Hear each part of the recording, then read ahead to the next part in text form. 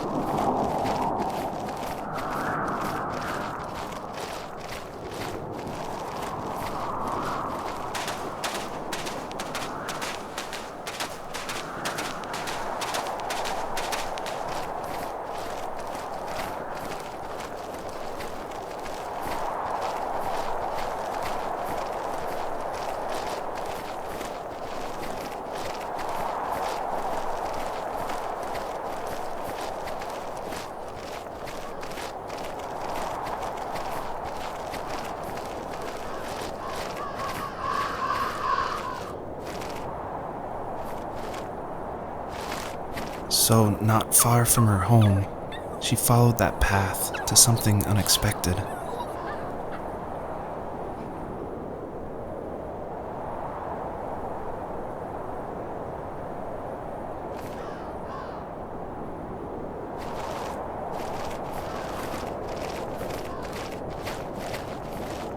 She couldn't stay, though. She had to find her other 2 children. So she took that path. She followed it towards something ancient, something with answers.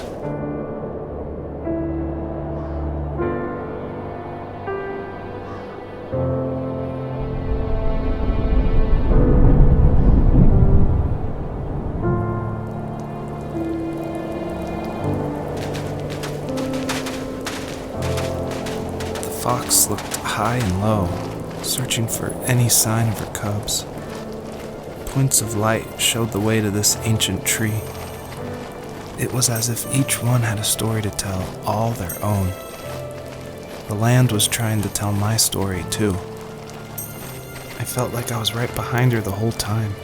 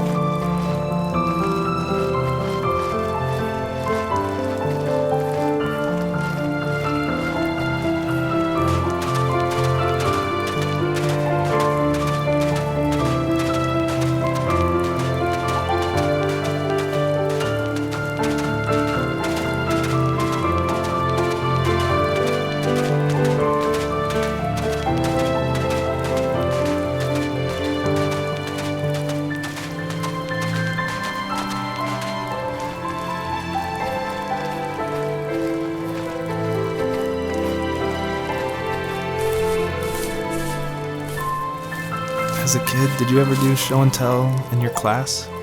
Yeah, I think I only did it once, when I was in the 4th grade. You know how my life was around then. I wanted to show my class what helped pass the time and distracted me, so I brought a dozen paper cranes I had made. I think I told everyone how badly I wanted to be a bird and fly, embarrassingly enough. Don't be embarrassed. Every kid wants to fly. For me, it was another toy from my dad, a wooden boat.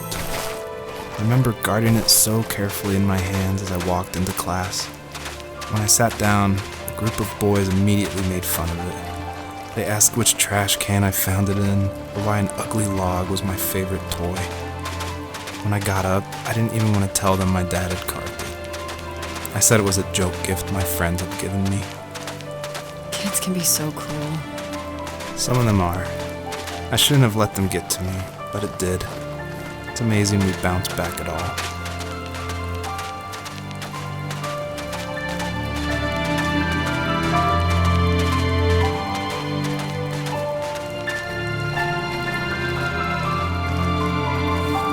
Do you remember what my dad did for a living? Wasn't he like a lumberjack? That's one way of putting it. If wood was a canvas, then a carving knife was his paintbrush. Even after working a 50-hour week, even after his hands were more splinters than skin, he would bring home the nicest piece of Alaskan weeping cedar and make me toys. That wooden train was the first toy I can remember, and I loved it. I just knew from a young age I was going to be a lumberjack, like my father.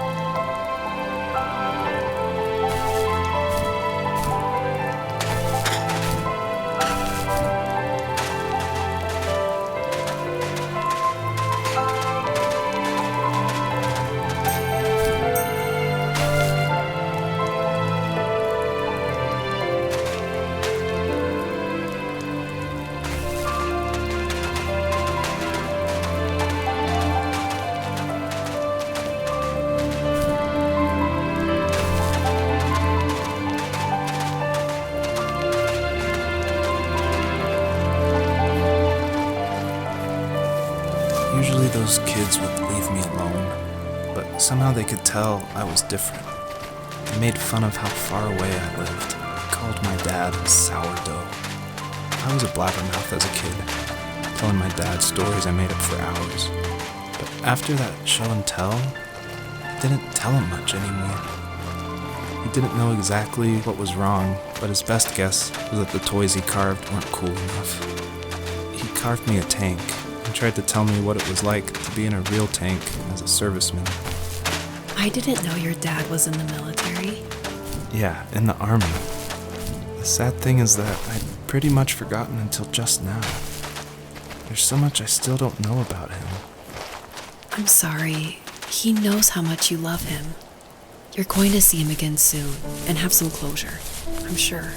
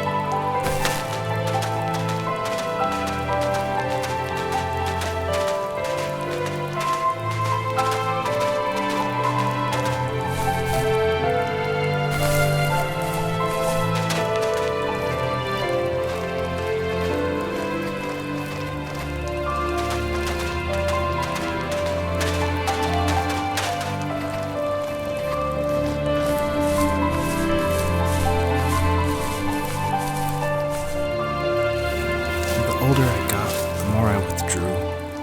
I asked myself, why talk to anybody anyway? Why bother when I'm happy by myself? I started drawing a lot, mostly animals I saw in the woods by my home. I then imagined designing my own hideouts with things like TVs and pantries full of chips and cookies. I think that idea of leaving home and drawing blueprints started my career. I found a lot of solace in that. I'm not surprised, but I did the same thing, you know? There's something special about having a place to call your own. And now look at us. Well, if you count renting in an overpriced city. It's as close as we can get for now.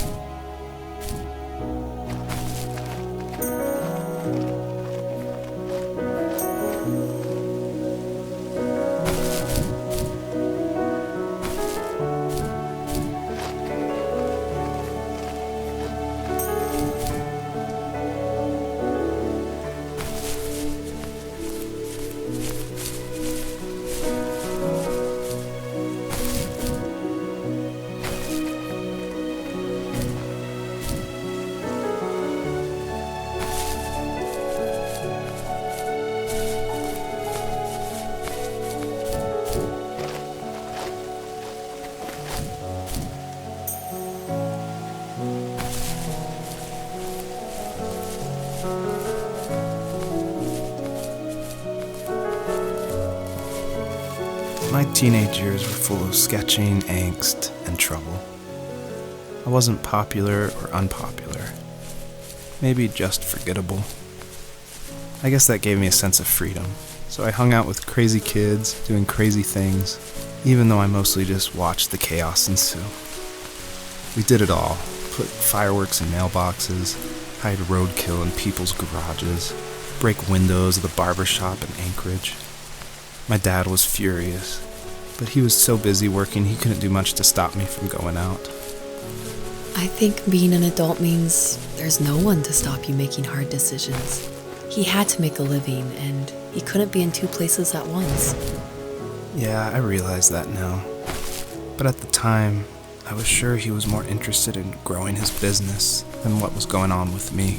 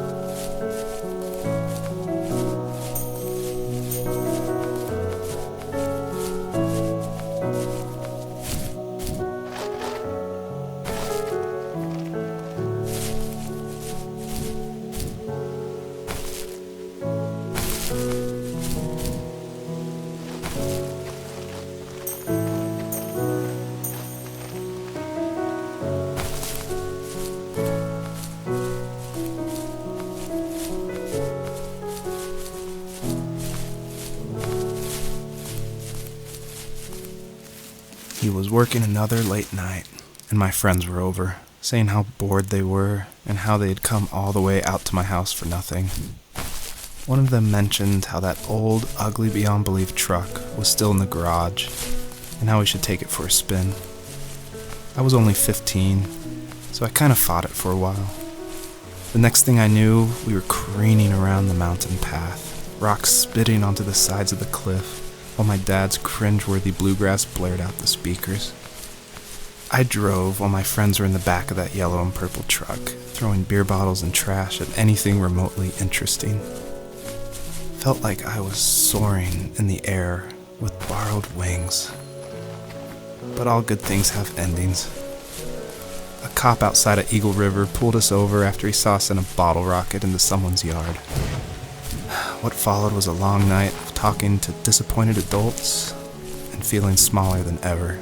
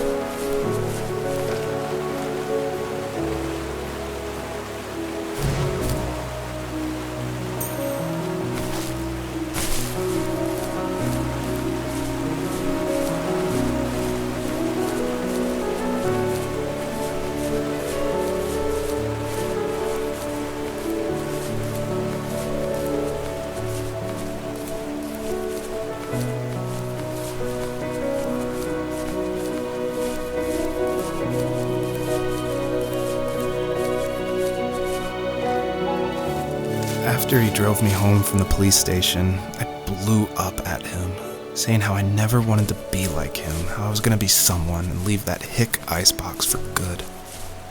He just looked forward at the road with tired eyes. I took out that bluegrass tape from the cassette deck and chucked it out the window. In my sage teenage wisdom, I thought I had proved the ultimate point, but my dad had a different idea. He slammed the brakes, slowly bowed his head while gripping the steering wheel, and finally looked at me. All he said, like it was a polite request, was, "Make this right." I sat there in silence, fuming, but I eventually got out and combed every square inch of the woods, muttering profanity after profanity. I found it 30 minutes later, near a small waterfall off the road.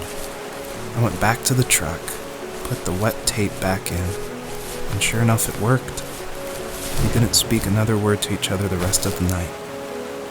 Wow, I knew you were a crazy teenager, but... It's hard to believe, isn't it? It surprises me too. It's like I didn't really know who that kid was back then. I bet my dad thought the same thing over and over. It's almost like he was saying, "Make this right," to himself, more than to me.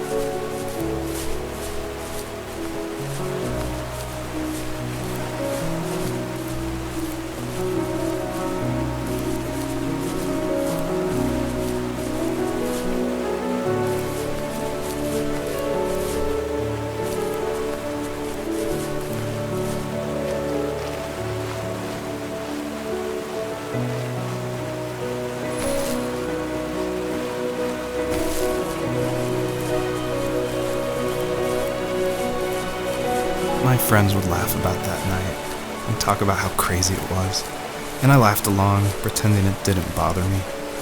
But it did. I imagined my friends growing old in the bush, unable to find that thrill in those godforsaken ice fields.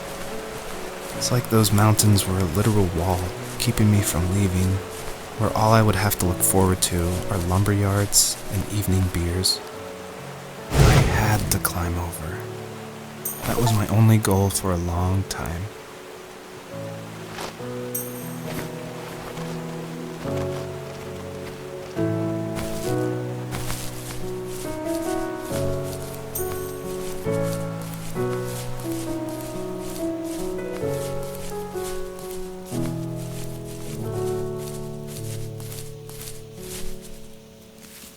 If there was some way I could take my love of drawing and turn it into a way of escape, nothing would make me happier. I wanted to create instead of tearing trees down. I wanted to move to the lower 48, not because I hated it there in Alaska, but I hated the idea of it. It's like all of that spite inside me had created this monster which followed me around my whole teenage years. I put so much energy into doing what others didn't expect of me. Why did I do that? There's one fact you're forgetting, though. If you didn't have that fire in you, we probably would have never met. You're absolutely right. Maybe the destination is all that matters in the end. But then why am I awake? Why am I seeing this fox go on her journey? And why can't I stop thinking about my dad?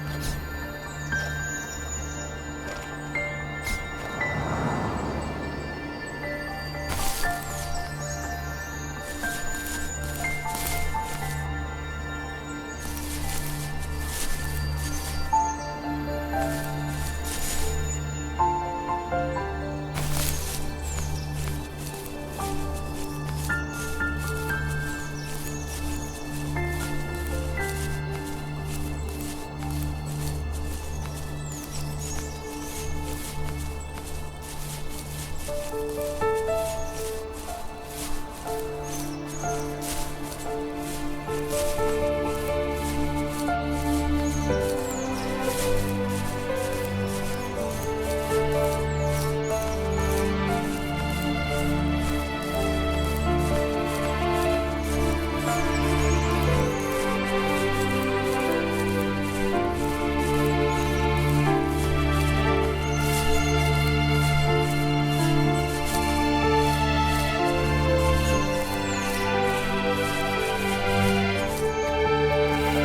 our property, there were old abandoned pieces of a shed and car long left unused.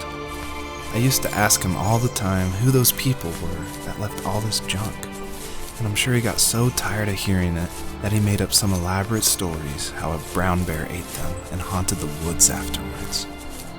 What's funny is I think it made those people seem more real, growing up thinking they were still hanging out like they couldn't say goodbye. I used to tell my friends how I could swear I saw spirits move near the water, and that always freaked them out. I guess it didn't bother me, because the way I saw it, they were normal people with old cars and sheds, just trying to figure out how to survive and be happy in the middle of nowhere. It was a cool thought that they didn't want to leave, but you know, I was a weird kid. Well, you had good company since those ghosts like living in a place where they were brutally devoured.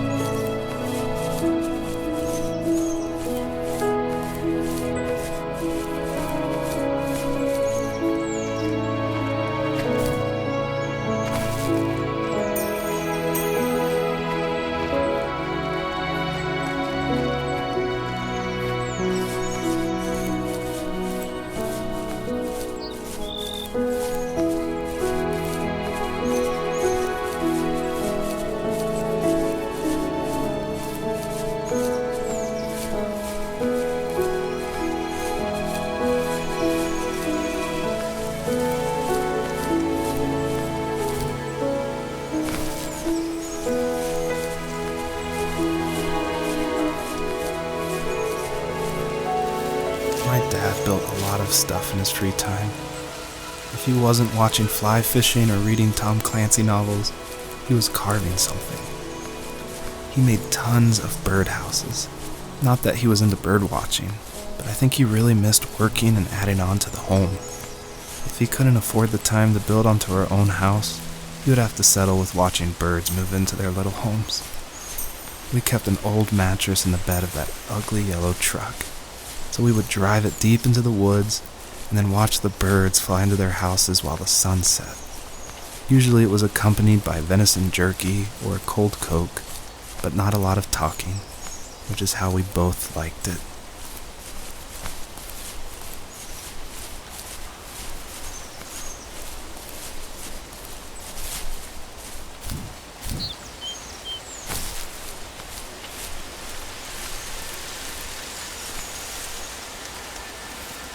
Even at my most distant, at the times when I detested him the most, he kept reaching out.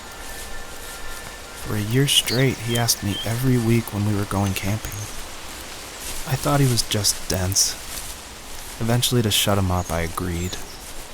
We carried out the worn lawn chairs from the garage and set up a cinder block campfire at the site we had always used behind the house. We walked down the mountain path, talking in the warm sunshine we only got a couple months of the year. Those 3 obsidian rocks shimmered alongside the shore, almost like sparklers pressed against a dark window. I'll never forget that wet stone on my feet, or how those massive mountains looked even bigger in the lake's reflection. I felt small, but grateful. As the sun set, my dad found something I hadn't seen for a long time. The tree where I'd made my first carving when I was 6. I hadn't even carved it. My dad had helped me, but I still called it my tree. Something about seeing my name there made me open up, and we talked about everything that night in that old camouflage tent. I told him how much I loved sketching and design, and how it would be a dream to study architecture in Seattle. I told him how I didn't get along with my friends much anymore, but that I didn't mind being alone. He told me he was there for me, and he joked that if all he had to do was write my name on a tree to finally get me to talk, he would have left me carved logs with novels on them in front of my room every morning. I don't know why it took me that long to realize it, but it was then I knew how much he had sacrificed for me.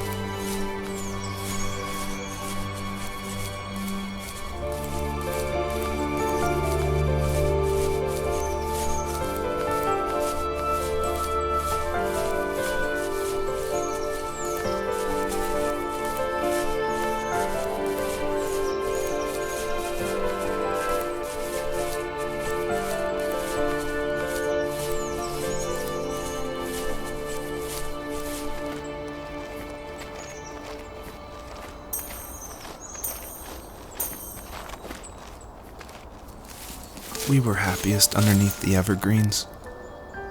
We decided it was time to finally map out the hundreds of acres we lived on just to pass the time during the summer. He was only free in the evenings, so I would spend the day wasting time on dial-up internet and sketching, and then we would rush into the woods, pen and map in hand, before evening fell. Sometimes, the aurora borealis would cast a cold green glow on the mountainside, and we would finish our route underneath a twilight sky. Sometimes I was lonely during those summer days, but there was comfort in the routine. A lot of teenagers aren't looking for the daily grind, though. There's nothing wrong with wanting to get out, to leave your childhood home. You wanted to progress, to make something of yourself. Yeah, you're right. That house. I'm sure it's the same as how I left it. But then why does it feel so different? I doubt you're the only adult to have looked back and asked that question.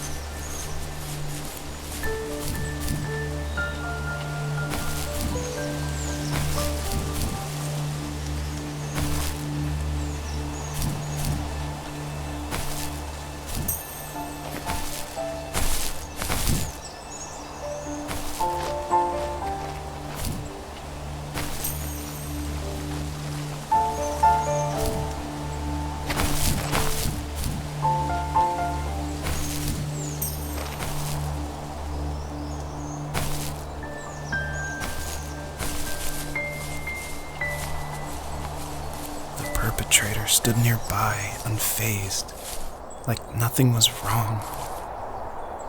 My dad is dead, and he's never coming back, Rachel. I can tell you these stories, but I can never reminisce with him again.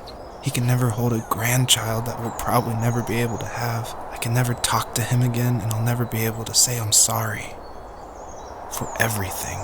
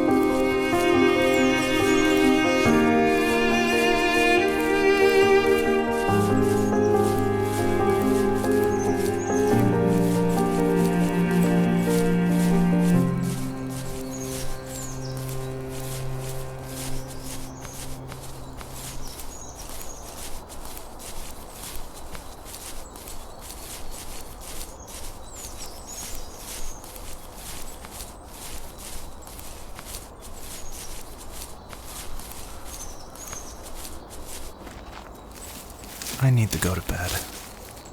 I just can't talk about this anymore. Good night.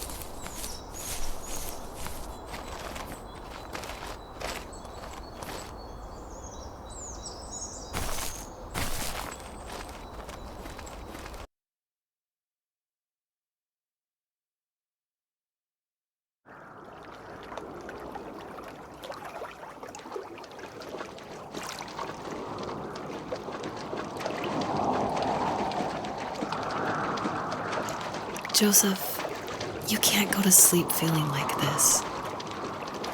I'm sorry for everything, and I know you need space, but I'm here for you. You don't need to feel so lost. Joseph, have I ever told you what my mother was like?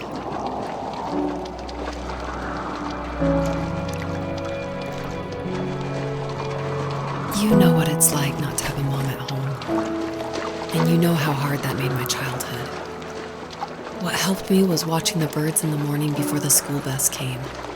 I thought that my mother was one of those birds, and it made me want to be free like her. My mom taught me how to fold origami cranes while she was in the hospital. So I told myself I would fold one every day until I could fly myself.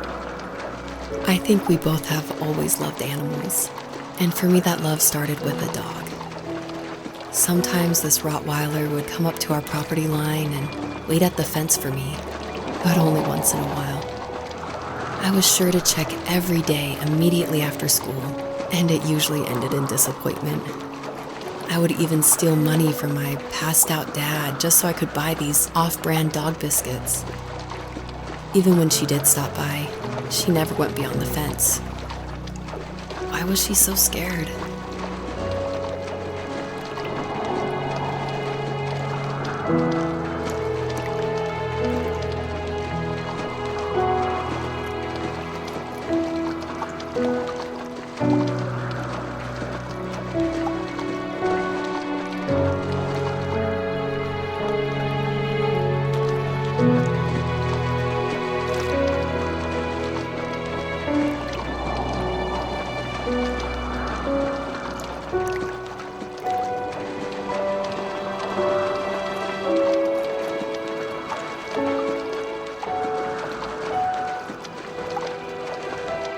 You have strength, Joseph, and you're not as alone as you think. It's all just so pointless, just waiting for life to happen. It's like having the home I always wanted is cursed out of my reach. The thought of being a parent myself, how could I do that when I couldn't even be a good son? I'm sorry, I know what you're saying. I just don't know how things will work out. These quiet hours will turn into years, and we'll wonder which roads passed us by. Then we'll forge a new road together. Besides, I discovered for myself that one fateful morning where any hopeful road leads to. There may be thorns and mist, but it always leads to the same thing. And what's that? Family. I'm so glad that you're part of my family, Rachel.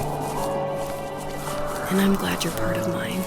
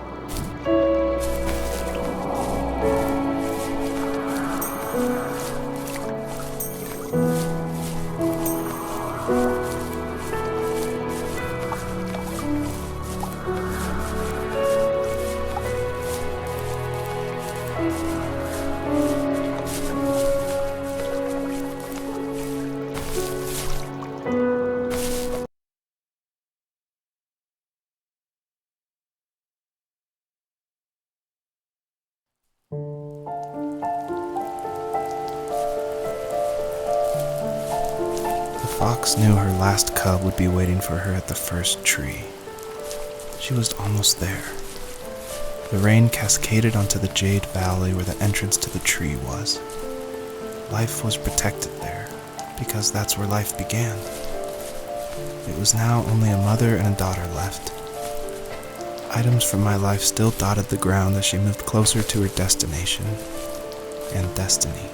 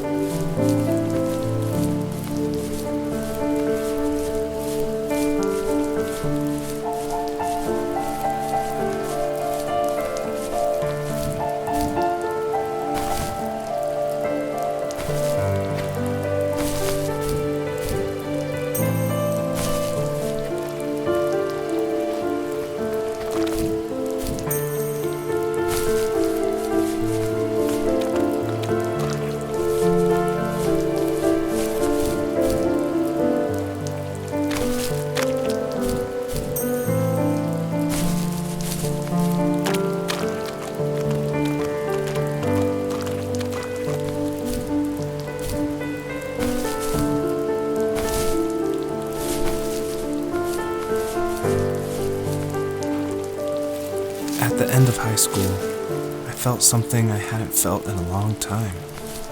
Drive. I looked into the best architecture schools on the West Coast, then got a dose of reality when looking at other students' portfolios and the high cost of tuition. I still wanted to be something, to be the next Alvaro Siza, and to make those thousands of sketches worth something in my grand history. But now even an internship sounds impossible. Siza helped me understand how essential emotion is in architecture, and he also said light is the real composer of space. I like to think these glints of light, like not finding a job, or even a strange dream about a fox, are something I should be thankful for, even if the illuminated space is something I'm less than comfortable with.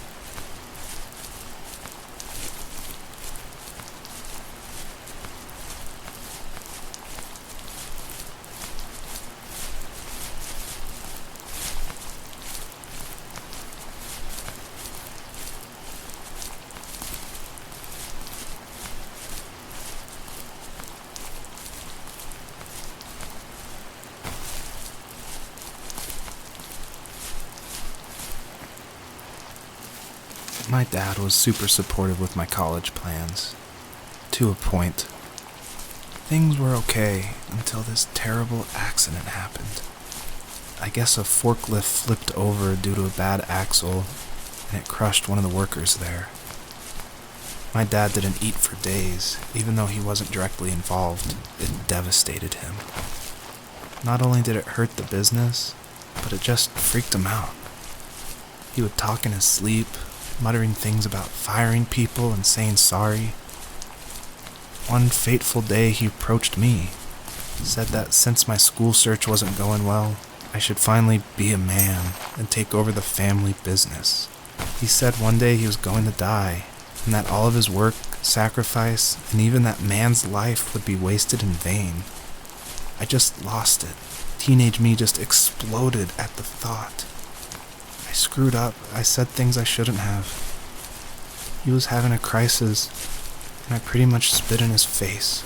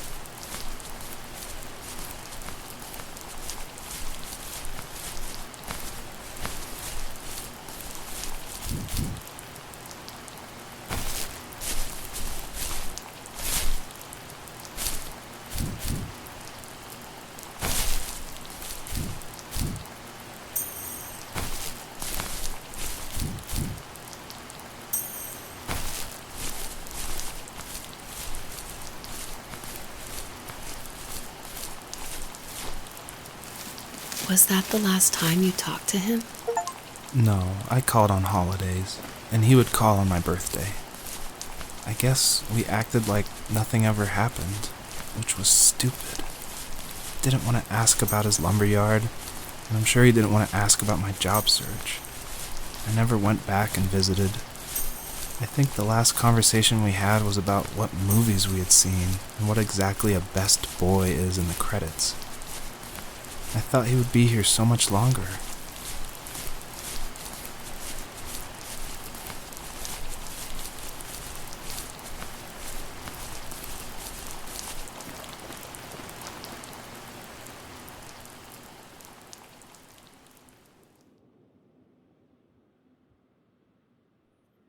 In the distance, the first tree illuminated the wasteland. She couldn't go home anymore. She did the only thing she was capable of. Moving forward.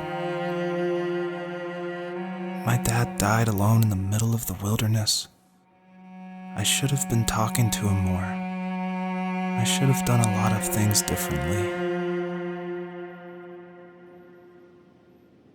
If the first tree on earth brought life with it, if it taught the birds to sing and fly and showed saplings how to grow, what could it do for us?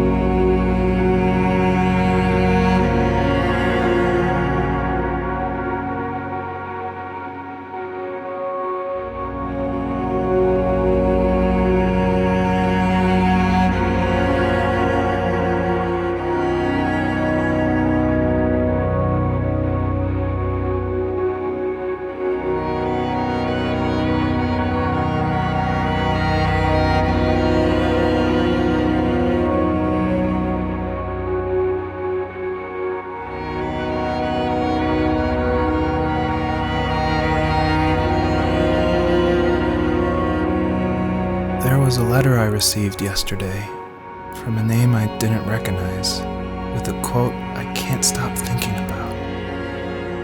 Death is not the opposite of life, but a part of it. More and more, I'm realizing one important truth. Each of us have our own journey to the first tree. But sometimes I'm not sure I'm ready to take that first step. You already have my love.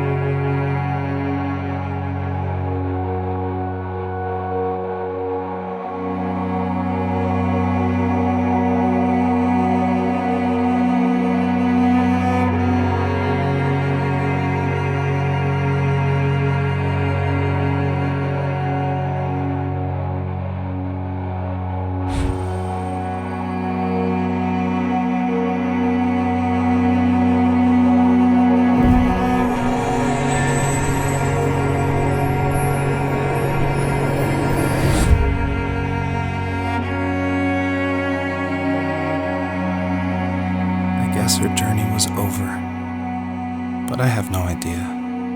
It was only a dream, a distraction from tomorrow. I don't think dreams normally bring back to memory so many important feelings. Maybe it was just a dream, but it was also a gift. Yeah, I suppose. But tomorrow we're getting on a plane to the last place on Earth I want to be. The only person that would have made the trip worth it is gone. You're going to see him and be with him one last time before you say goodbye. I have one last quote for you by Emerson, sealed in an imaginary letter from me to you. It is the secret of the world that all things subsist and do not die, but only retire a little from sight and afterward return again. Go to sleep, my love. We have a big day tomorrow, but I'll be there with you every step of the way. Thank you. Thanks for listening. Good night, Rachel. Good night, Joseph.